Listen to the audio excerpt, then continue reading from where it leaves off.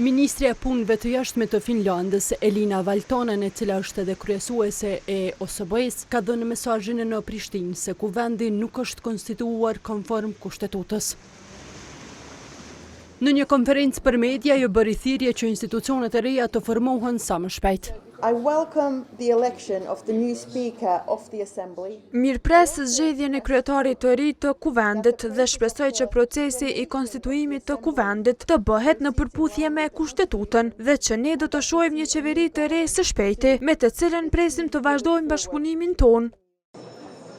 Procesi i konstituimit të kuvendit është kontestuar me që deputetët serb janë drejtuar kushtetueses pasi ligjvënësit nuk zgjodhen edhe nënkryetarin e kuvendit nga radhët e ligjvënësve serb. Diplomatja finlandeze kërkoi edhe zbatimin e marrëveshjeve me Serbinë dhe shtyrjen e dialogut përpara dhe vlerësoi se ky proces ka potencial të kontribuojë në siguri e stabilitet në rajon.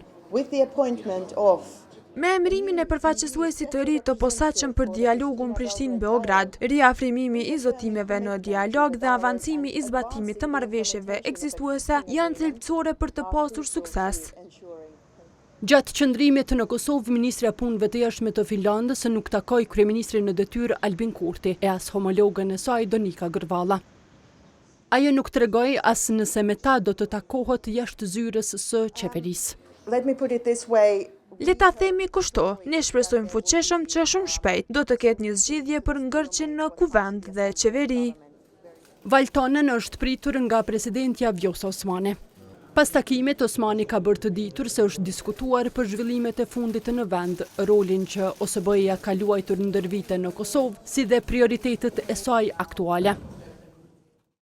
Valtonen ka atakuar edhe përfaqësues të shoqërisë civile. Ajo ka theksuar se një shoqëri civile aktive dhe e lirë është shtylla kurrizore e një sistemi demokratik.